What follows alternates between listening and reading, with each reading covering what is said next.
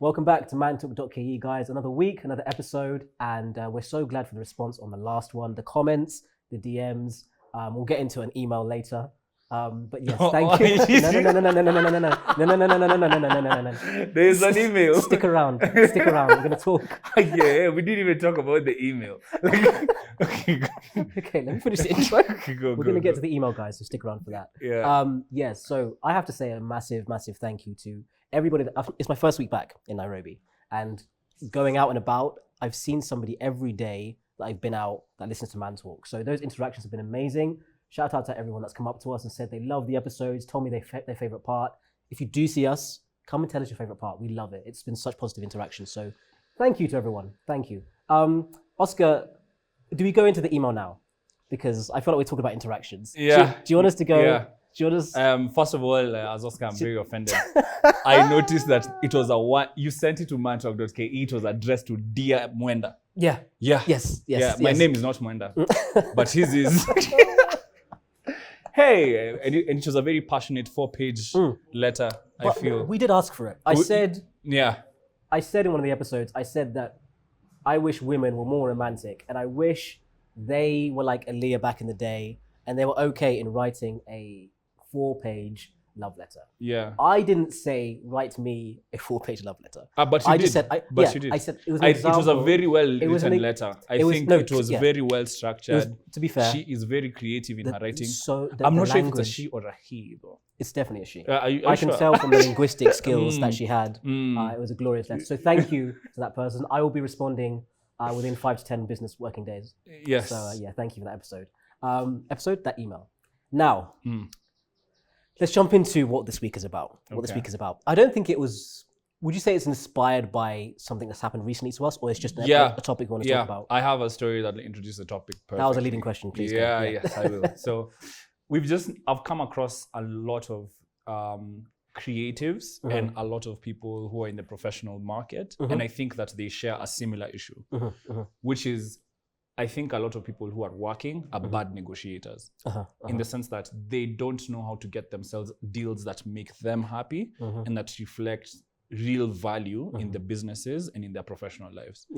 And we've seen this, whether it's in social media, with influencing and the influencer market, whether it's with architects who are constructing, whether it's lawyers who are negotiating, a salary, everyone across the board, even doctors happen to feel, to feel underpaid, especially in this Kenyan market. So we sat down and decided we're going to come up with a topic that allows us to share kind of some of the skills that we've picked up when it comes to negotiation. So that's what the episode is about today. Today, the episode is about the art of negotiation. How can we get our mantalk.ke community to get deals that make them happy, that are a true reflection of the business value and the values that they bring to any organization, business, or social environment. Yeah, very true. I think as well, one of the things we like at Man Talk is that some of these things in school, you're not taught about these like soft skills, and there's loads of gaps. And even from like interactions online with people, we notice there's a lot of gaps. So this is just one we want to fill. We're both like under 30. We've both got limited knowledge, limited experience, but we can give and regurgitate things that maybe we've read, values that have been passed by somebody more maybe experienced than us, and how it's helped us, so it can help young people of a similar age. I think that's like the target of the episode. Exactly. So the idea is to get everybody in their day-to-day life has to have a negotiation. Beryl told us, Beryl, shout out to you, told us that she has to negotiate even when she's crossing the street. It's a negotiation, it's a process. Getting someone to agree to give you what you want will always involve a negotiation. And so, Eli, what instances of your life have you had to negotiate? I think, so with what Beryl said, the crossing the road, we laugh, but it's so true. Like every single interaction you have is some sort of negotiation. I think typically you can go straight away into like business or like go into work where you've had to negotiate. But I feel like the first sort of negotiations that happen is when you're a child, right? So, and okay, let's rewind. So the way I want to kind of approach it, rather than like myself, is what I told you in one of the Man Talk mentions about this book I've been reading. I think you've read it too. sapiens. Yeah. And it sort of goes back into like the story of evolution as humans and the whole journey until like now, you know, through all the revolutions, agriculture, industrial. And one of the things they talk about is how humans humans and also chimpanzees, we're going to get into a chimp theory later, how humans, the reason that we're distinguished and we've excelled above other species is because we have that part of our brain where we can actually come up with, I wouldn't say falsities, but we can tell stories. And we can tell stories and we can reserve the truth and give it to somebody in a regurgitated way to fit our needs. Like those are the things that make humans and chimps differentiate from animals. Because if you're talking about like a lion, they can't lie. Yeah. A really funny study they did is they noticed that a chimp could tell another chimp that there's a lion behind the tree when there's not, and then you find the chimpanzee laughing. Like, so this sort of ties into negotiation where it's putting across a story or a narrative to sort of fit your needs, right? Yeah. So I think the first point where I think I'd sort of start negotiation and where everyone does is when it's kids, because kids have this first instinct to lie, like to their parents. The first instinct to say, did you do that? No, I didn't. And because they don't want to have the consequence afterwards. So I think it goes into a journey like that. But like now at the age of 29, you in your late 20s as well, I think my negotiation has spanned across like my friendships, like my family. But if we're talking about business, I'll say the key things I've seen in terms of negotiating, and that is a principle that I sort of apply is making sure that when I do go into a negotiation, because I've had some shockers, like they've not always worked, but I've had some shockers. But the ones that have done me very well is I've gone in there not caring if I lose. I feel like when I have that mindset, I can go in there and think, this doesn't work out, I'm okay. Yeah. And that can come across very positively to someone because they're already seeing like competence. So when I go into negotiation, one of my things is be okay with leaving with nothing and you'll leave with the most. Yeah. That's been, if there's like a one that's sort of stuck with me and I always have at the back of my mind, it's that. The concept you just stated is called the protagonist negotiator. Yeah, protagonist.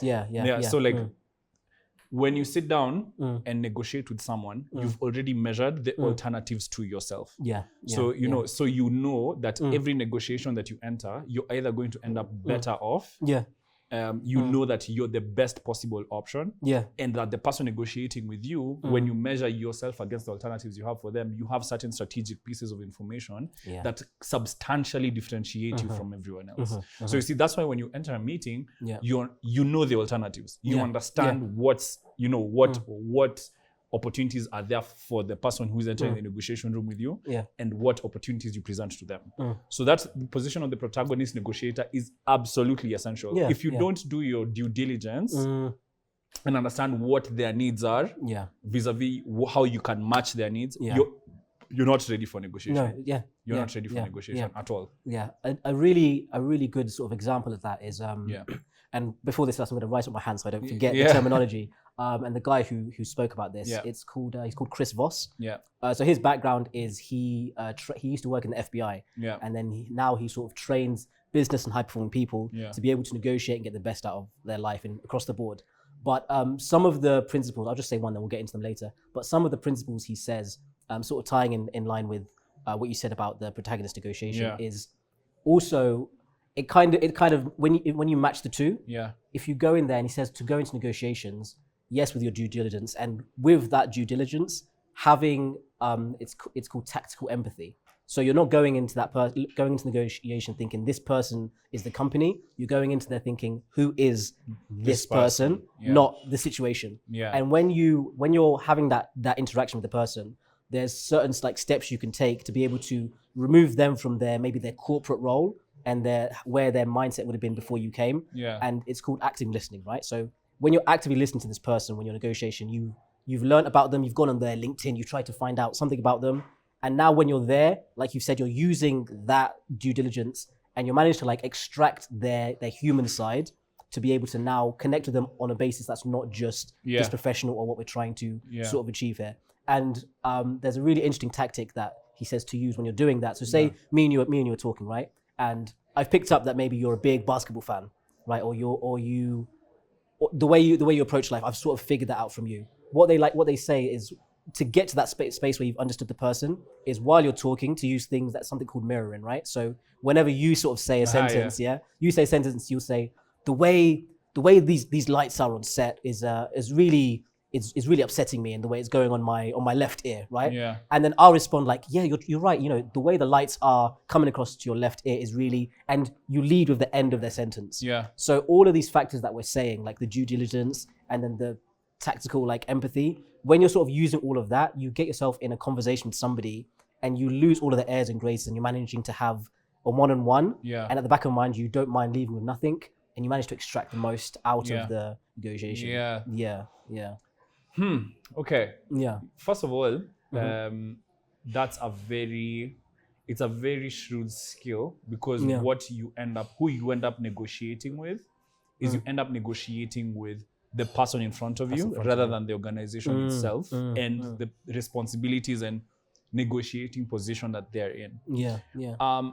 And it's very, very helpful, because you see the form that you've put them in now, it's no longer me versus you, or it's not give and take. It becomes a collaborative problem solving exercise. So like you make this person also enter an empathetic state and want to actually concede more to you.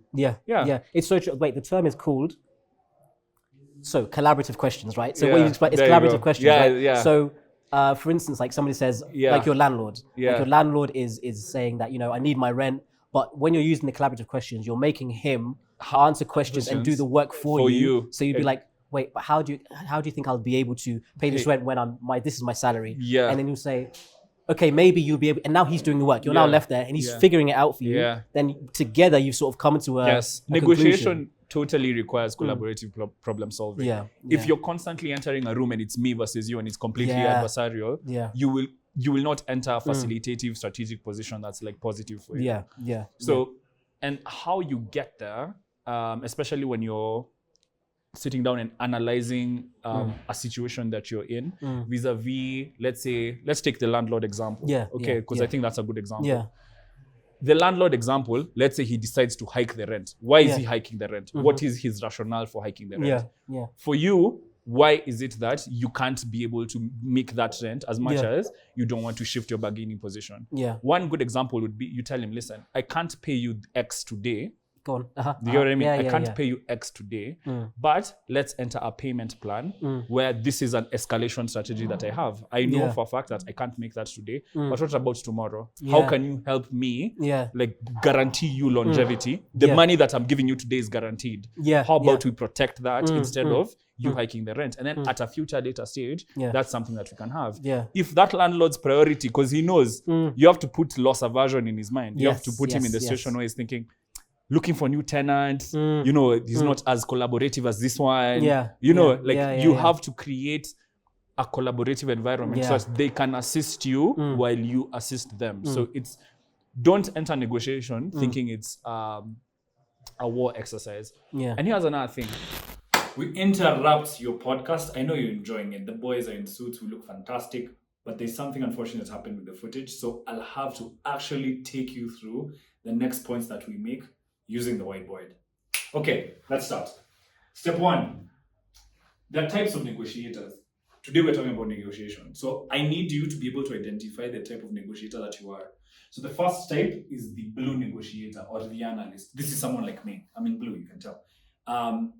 We are extremely logical when it comes to negotiation. We don't really care about other people's emotions or accommodating their interests. What we care is getting transfer for value. So we transfer value proportionally. If I look at a deal and I'm like, I don't like the way this deal looks like, Oscar is likely to go, I don't think we're getting enough. I'm more likely to pull away completely. And then if you give me an inch, I'll take that inch. And I'll do it in a very logical and quick way. So that's the first type of negotiator, blue. You negotiate with your mind rather than with your heart. Okay. The second type of negotiator is the heart negotiator, the accommodator. This person cares more about relationships. We call them green negotiators. They care more about facilitating the relationship with the client, making sure that the client is happy. So that's the other type of negotiator. This negotiator is Beryl. Beryl in our team, you're a green negotiator. She really, really cares about her clients, really cares about us and other people, and she tries to keep the team compact. Next type of negotiator is red. This is Eli. Let me put it in caps. Eli is a red negotiator. This is win at all costs. So this person is prone to using emotional tactics so they can get what they want. So they'll be very aggressive, very bold. They'll care more about getting the deal through than the logic or structure of the deal. They just want the deal done. And if you give them an inch, they are likely to take a mile. Now, how do these guys relate to each other? So Oscar, who's a blue negotiator, goes very, very well with a red guy. Because if I meet Eli, if Eli tries to create an emotional tactic, I will just resort to logic and tell him, sorry, it doesn't matter what you say to me. It just doesn't logically make sense, and I'm more willing to walk away from the table. A green negotiator, obviously, when they meet a red negotiator, somebody who's facilitative and accommodative, when they meet someone like Eli, they give way too much. Because Eli will create emotional tactics, this person will misread the information and just keep giving, and Eli will keep taking, and usually ends up really badly for that person. So the blue negotiator and the green negotiator are compatible. What that means is if the blue negotiator notices that there's a relationship thing that we want to maintain with the green negotiator, what we do is that we ensure that when we're negotiating is that there's give and take, and it's fair and it's balanced. And for me, there's an equal transfer of value as a blue negotiator. And for someone like Beryl, who isn't here, it's a fair transfer of value because she knows that the relationship can be maintained and everybody's happy. Okay, so that's one. We've gone through types of negotiators. Something you need to care about is the reservation price. A lot of people, when they go to a deal, don't think, is there a way when I enter a deal that I can end up worse off than I walked in? It's very important to establish a reservation price in every transaction or in any deal that you're getting into, because if you don't know the price where if you go below, you're worse than when you walked in because of the amount of work and effort you'll have to expend in the deal, then you're in a really, really bad position. There are some times when you have to actually say no and walk away. And here's a tip. The one who can get to the no easiest is the best in the deal table. Okay, that's the second thing. Third part, very important. Don't go asking, when you get to the part where you're asking for your portion of the deal, whether you're asking for salary increment, whether you're asking for a price increase when it comes to the goods that you're supplying, don't itemize and go line by line. Create packages. Package your ask. Package your negotiation. Go, I'll make this deal for you for 2 million. 2 million is a conservative number. I'll make this deal for you. I'll throw in A, B, C. So that when the person sees, they see the value of A plus B plus C. But don't go, I'll give you A for X, B for X, C for X. Line by line negotiation is really bad because everybody gets tired. Everybody doesn't want to, that it's just pedantic, it's tiresome. Everybody doesn't really enjoy the experience. So whenever you're packaging anything, whether you're going to HR, you tell them, listen, I've done 1, 2, 3, 4, 5. The benefits I want are 1, 2, 3, 4, 5, and my salary should be 1, 2, 3. Put that all together. This is the package I'm interested in. Don't go there arguing line by line. I hope you learned something. We apologize for interrupting your enjoyment of the guys who are watching this, for watching the boys in the suits. So let's get back to the podcast. So I want us to go a tiny bit like sciencey and sort of use a quite radical example of how your mindset works in terms of like looking at value and looking at the world and how that can impact all these negotiations, right? Yeah. Like I said, it's radical, but it's applicable in a certain way. Yeah. So when you're sort of looking at the brain, right, you've got the different areas, but we're going to talk about the prefrontal cortex, which is the beginning, right? And I know there's a danger of us using the word lying, but in every day it's a spectrum. There's a spectrum of lying. So when you're negotiating, when you're negotiating, sometimes somebody knows the price, but they're not going to tell you. That is by definition lying, but it's serving a purpose. It's all about the outcome. So when you're looking at the prefrontal cortex, if you look at the brain of a pathological liar, right? This is somebody that lies back to back to back, and they can't help it. So what you'll find is there's gray matter and white matter, right? And I don't want to get them mixed up. So if there's any science people, just correct me. But I believe the white matter in your brain is what connects. It's got most of the connections. So you're able to compartmentalize areas of yourself and then portray that. And then there's the gray matter, which is where you're able to like make distinctions, right? So what you'll find is with a pathological liar, they're able to use their white matter a lot, and in that create a narrative and fully believe it. That's why they're able to lie, right? So when they're using that, they've believed that the thing with them is when they're lying to you, it looks like a lie, but they're actually believing everything they're saying, right? Now, the problem with that is because you think that like a pathological liar, they should be able to take over the world because they can make any narrative stick and really try and convince somebody.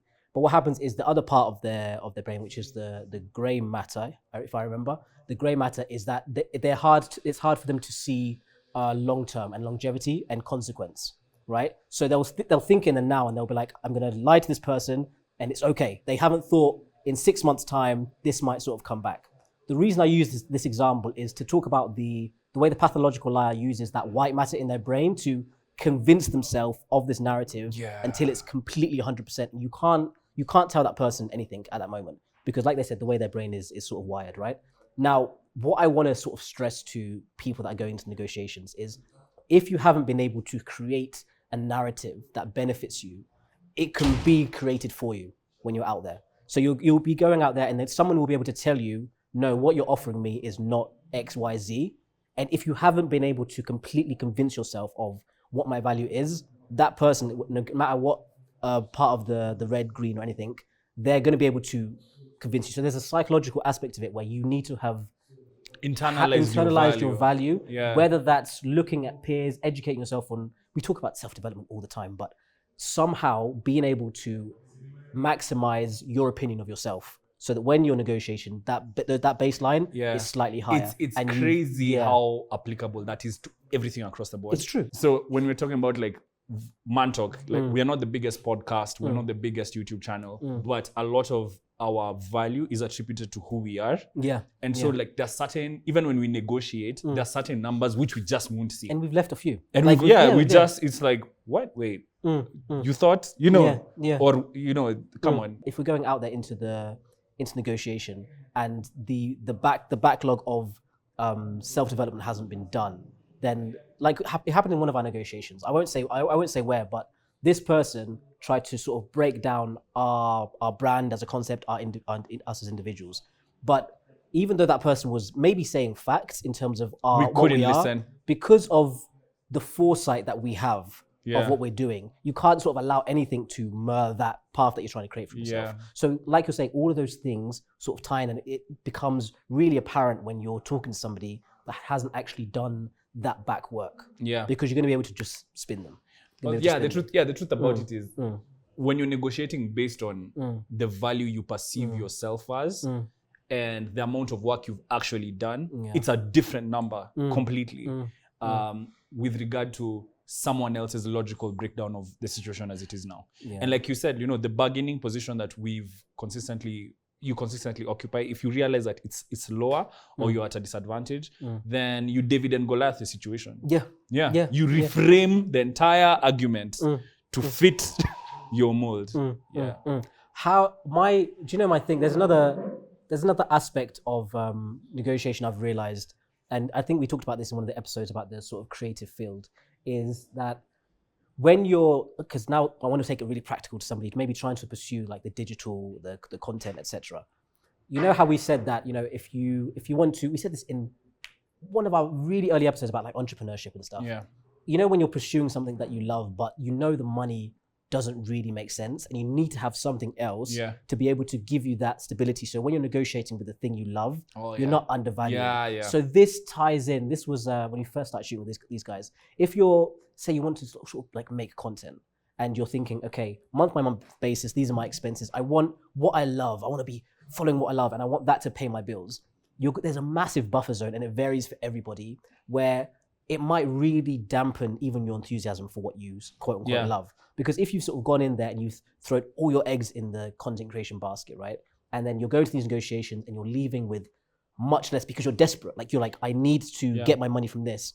You're going to keep ticking along, and then you'll think, wait, this thing I love, maybe I've not actually calculated, what I can be making from it. But flip to the other person who has maybe a career, a business, something that's stable. When they're going to negotiate, they're managing to now firstly extract as much value and also walk away from so much more and still remain like loving what they do, because they've not been undervalued and basically told that what they love is never going to really make them money. In every negotiation, the one with the highest value is the one who gets to know easiest.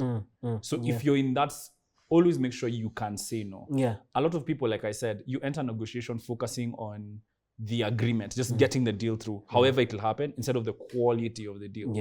And like we've seen it a lot, especially in content creation, where I ask the figure, and here's what's crazy. There are actually businesses that are making money off of influencers and not pricing themselves correctly. Like it's an entire business model. Like someone's entire business is centered on aggregating influencers, and then promising clients, like, I can get you all these influencers, pay them pennies on the dollar, and keep the change. Like that's an entire business model. But if they meet that influencer that already has a career, already has something, they can be like, no, and they're never gonna get you for that price, because once your price is out there, your price is out there. Hard to change. It's very hard to change it. And like when you change, let's say like for us, we periodically revise our rate cards, because at first we had to join the market and see, okay, this is how much the service costs, right? This is how much the service has been costing. And then we started doing the math. How can you as an organization want quality content? People looking a certain way, speaking a certain way, and then you're paying them nothing. The only reason they can do that is because the desperation. Those people that are there, maybe they're like, I love it, I don't care. I can do it because like there are certain concessions that are being made behind closed doors that are not necessarily public information. But it just doesn't make sense. And there's another side to this though, which might sound conflicting, but it really does match up. Sometimes when you're negotiating, people can look at it as just a revenue exchange, right? But a lot of the time, and I had this conversation with someone I love very dearly, a lot of the time you might go in there, right? And it might be a case that, yes, the figure's low, but what else around that figure do you get, right? Because there's more value in actually experience and time. And I know people hate hearing this, but like there's a lot of value in taking less, but being in an environment where you can actually, in the long term, make more. But here's the question I have for you. At what point do we determine that experience ought to be cashed in? And this has been something... We've been debating it. We've been talking about this. Because you see, most professionals will come and tell you, oh, you've been gaining a lot of experience. I'm so proud of you. Pay me then. Pay me for my experience. You'll tell me, oh, look at all this experience. Okay. Now I've done all these things in my youth. It's time for me to get my value. So my thing is, I'm talking about more like the environment. And I know the example. Like the environment that you're in, you can really maximize with the interactions you have. Because the person I love very much, like they've taken something much less, but I'm like, we said this on the phone the other day, it's important who your boss is. Like if you are, it's very important who your boss is. We're talking about this because you might find, also there's so much to unpack, but there's an element of, yes, you have to also understand when there's a limit. So I think it starts with, like you said, to answer the question, it starts with setting yourself limits, boundaries that you sort of can't go across, and it's not going to be at a detriment to the rest of your life, right?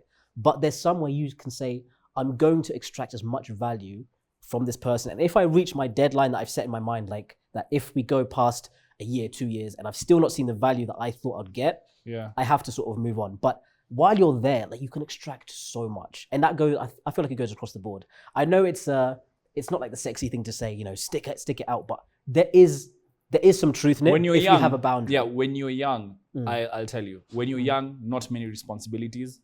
Gain the experience. It's always fun. But I've noticed something that's crazy. Engineers, lawyers, doctors, teachers, nurses, all of these unionized institutions don't have a salary structure. And if they do, they're not periodically revised. So what are you going to tell? Are you going to keep telling the youth, experience? No, pay the youth, pay the people who sit at the top. Make little to no effort to find out, okay, what's the remuneration standard for people in the Commonwealth countries who've gained, let's say, legal certification. You get what I mean?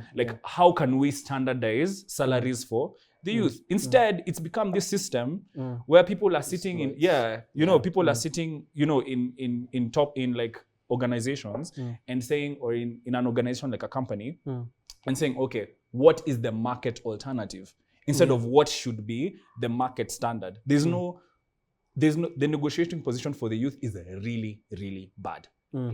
So from where I'm sitting, I don't want to advocate publicly for experience like that. I want experience to be something that the youth have to get, but this market also needs to transfer that wealth somehow to the youth. Otherwise, the inequality gap will just keep growing. But that's my perspective. I agree with that. And here's the thing. I think because okay, we can say that maybe this is where proactiveness comes into it, right? Yeah. Because you can say that there's two people. One will sit there and then they go there for quote unquote experience for a long period of time, and they've just remained in the parameters of their career, right? Yeah. But that experience for them, it has a price tag. And it's not going to go beyond that price tag. Exactly. Right? But okay. yeah, do you see what I mean? Yeah. That's what, but then if there's somebody else that during those years of the quote unquote experience that we hate, but then they've been using their time so proactively and actually using the resource, etc., to now package themselves 3 years down the line next to that person. Yeah. If this person's done it's why in school they say extracurricular activities. Yeah. If this person's done nothing else, that is their price. They can't move. But do you see what I mean? But this person, they've done extra. So now when they go to their next, or even if they negotiate next, or they're in a better bargaining or position. if they transcend the environment we're talking about, like even if we're talking about Kenya, I advocate for staying here, making money here. But if you do decide to transcend it and you've done the extracurricular activity while you're in getting that experience, you're so much more marketable. And you can't now look at the experience and say that wasn't worth it. No, I agree. I agree. So there's two types of people. There's two types of people. I've seen this situation, especially to people who are committing a protracted amount of time within certain organizations. Yeah. You will do so many projects and create so much value for an organization, but there are no set structures as to how much you can grow when it comes to remuneration. There's no remuneration policies. And there's no external organization that makes sure that these associations are taken care of, these professionals are taken care of. So what ends up happening is that you find a lot of people who are really, really educated are not making what the market is currently priced at. There's a larger conversation around professionals specifically that I don't think has been had, and I think it should be had at some 100%. point. I'm not going to advocate anymore, but I'll just make it very clear. The economics of Kenya, especially when it comes to the youth and this word experience, has been very, I think, very exploitative. And we have to come up with systems that make sure that there's a wealth transfer that gets to the youth, because we have a very educated youth. The thing that we're trying to get the youth towards is with the opportunities you have now, negotiate better. Get you a deal. You have to live today. Today is happening. Today is happening. Get you a deal that you can be proud of. When when you have a business that's small and growing, the value of the deals you get is so much more than when you're a business with scale. If you're supplying, let's say, I've seen there's an interesting new business model from Notify where people are stocking. If you're able to get good deals where you're supplying, large markets with goods, large producers, large manufacturers with goods, value that deal. Because if you're able to get that deal through, you're offering employment opportunities for other young Kenyans who are literally at home. So and I think that's the crux of this episode. That's why it's such a passionate one, because for me personally, it's as the youth, we've had to sit down, and you're educated, you have skills, you have a lot of experience. As the youth in Kenya, sometimes we sit down and we look at the situation and we're like, where's the hope? You know. But the only reason I would never be on that side of it. I would never even I understand. I never want to come across coming from a place of not understanding. I completely get it. But there's a real value in the perception you have of the situation. There's such a value, because as soon as you go into the mindset of it's against me, you're never going to make progress. Get the right that's deal. why I feel that's why I'm trying to balance it with yes, I hear it, but there is always always some avenue that's not been explored. There's always some way. And do you know another thing? Bluff. Oh yeah, no one knows what they're doing. Even in these negotiations, we're talking that's about, why he was talking about this bluff. Now, if you've realized the environment is hostile, it's tough. Bluff. Bluff like hell. Because if you don't bluff, you will get the deal that you know that's not one you can go home proudly with. Bluff. Bluff. Go. This is what I can supply. This is and you'll hear a lot of business people. That's stuff they don't say. They take the tender, not being able to not being really able to do it. But they'll take it and they'll find a way. You find a way. Work backwards. Negotiate it. Get it as long as you have it. Find a way. This economy is ruthless. Get the deal and bounce. That's what I'd say. But the thing is also when there's velocity like this, up and down. It's also a beautiful environment to make it work. It's also a beautiful environment. There's something that 50 Cent said in his book, and it's just a really practical skill, like when you're sort of negotiating, right? And this is something I've done, and I looked, I was like, okay, that worked. Yeah. Is he talks about, just like body language. There's a whole, we're not going to get into it, but there's like loads of information around it. He's talking about, the first one to sort of move. And also, I was talking about mirroring in a positive way. There's also the mirroring in a negative way, right? Whereby maybe like in this conversation or in this exchange, there's a deal going through. I know that you have so much more that you can offer me. Yeah. But as soon as like I let my body language and the tone of voice and what I'm saying like match up to what the actual situation is, I've lost, right? So what 50 Cent says is it was so amazing to see happen in action is when there's somebody that has so much more and has something that you need, never respond to their nonverbal cues, right? So say if and it's the most uncomfortable few seconds if you don't do it, but say they're sort of they make a presentation and then they say how wonderful something is, and then their body language sort of says and look at that how good that is, and you just don't react. There's a borderline being rude, but like when it's more non-verbal. So his body language is saying that this is fantastic, and he's sort of looking at you like respond to what I'm doing with my body.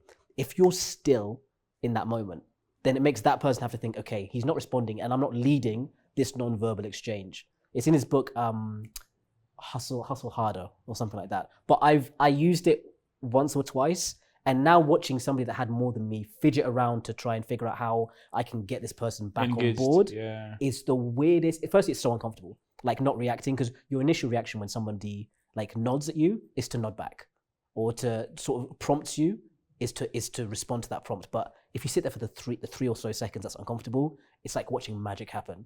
You just see this person just completely try to refigure. So that's another practical example you can do. Don't mirror and don't respond to nonverbal cues if the power dynamic is a bit too obscure. Yeah. So try it. It's fun.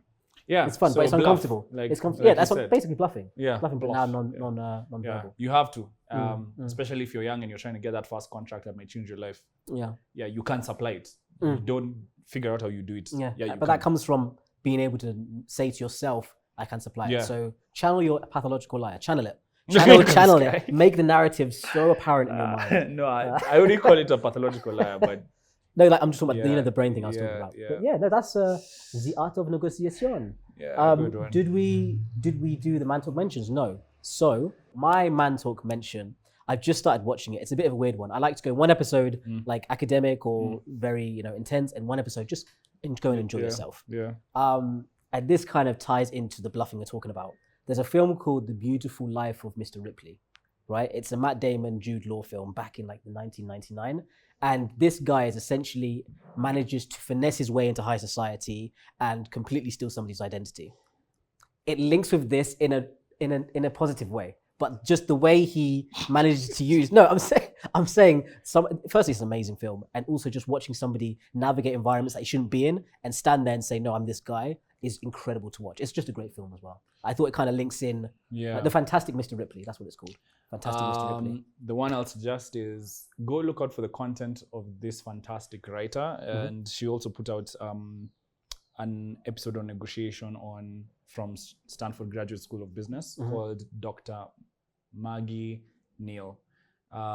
She's written a book called Getting to Get What You Want, Getting to What You Want by... It's her and a guy called Thomas Lice. So that's what I'll plug. Okay. Check out Dr. Maggie Neal if you really want to understand negotiation, especially with the approach of collaborative problem solving. Yeah. She's really, really good. I'm actually going to listen to that. You'll learn something. Yeah. Nice. Good stuff, guys. Hope you enjoyed it. See you on the next week of mantalk.ke. Comment below what you liked most about this episode. Yeah, like, share, subscribe. Peace.